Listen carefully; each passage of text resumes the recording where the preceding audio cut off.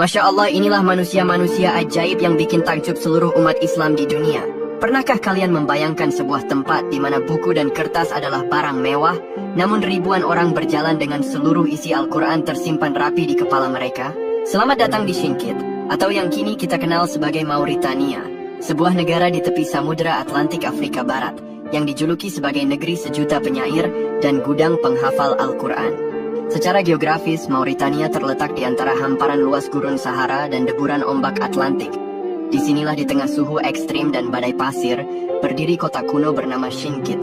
Kota ini dahulu adalah titik kumpul jamaah haji dan pusat intelektual Islam yang menghubungkan Afrika dengan dunia Arab. Beda dengan kita yang belajar di ruang ber-AC dengan gadget canggih, tradisi menghafal di Syinkit bertumpu pada Mahdara.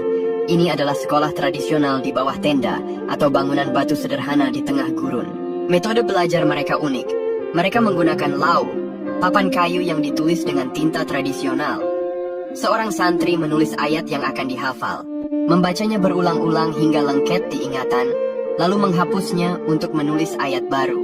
Inilah yang disebut ilmu di dada, bukan di kertas. Mereka tidak hanya menghafal ayat, tapi juga menguasai tata bahasa Arab baik nahwu syaraf dan hukum Islam melalui ribuan bait syair. Di Syinkit, Al-Quran bukan sekadar ibadah, melainkan identitas. Seseorang belum dianggap dewasa atau terhormat secara sosial jika belum menyelesaikan hafalan Al-Quran. Bagi penduduk Syinkit, membiarkan seorang anak tumbuh tanpa Al-Quran di dadanya dianggap sebagai kegagalan orang tua. Ada rasa malu yang mendalam jika seorang pemuda dari keluarga terpandang tidak mampu memimpin sholat atau tidak hafal teks-teks dasar agama. Al-Quran adalah strata sosial tertinggi mereka. Sejak usia 5 tahun, anak-anak sudah akrab dengan papan kayu. Orang tua di sana lebih bangga anaknya hafal satu kitab kuning karangan ulama daripada memiliki harta melimpah. Tujuannya satu, yaitu menjaga kemurnian ajaran Islam. Mereka percaya bahwa selama Al-Quran hidup di kepala manusia, maka cahaya kebenaran takkan pernah padam, meski buku-buku di dunia ini dibakar habis. Jika kalian melihat kondisi kehidupan mereka, mungkin kalian akan terenyuh. Mauritania bukan negara kaya. Penduduknya hidup bersahaja, seringkali hanya makan roti kering dan susu unta. Namun, lihatlah binar mata mereka. Motivasi mereka bukan gelar akademis atau gaji tinggi.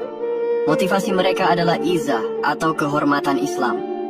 Mereka merasa menjadi penjaga benteng terakhir bahasa Arab dan wahyu ilahi. Bagi mereka, kemiskinan harta tidak ada artinya dibanding kemiskinan hafalan. Inilah yang bikin takjub ulama-ulama dunia. Dunia Islam mengagumi penduduk Syinkit karena kekuatan ingatan mereka yang fotografis. Para ulama Syinkit yang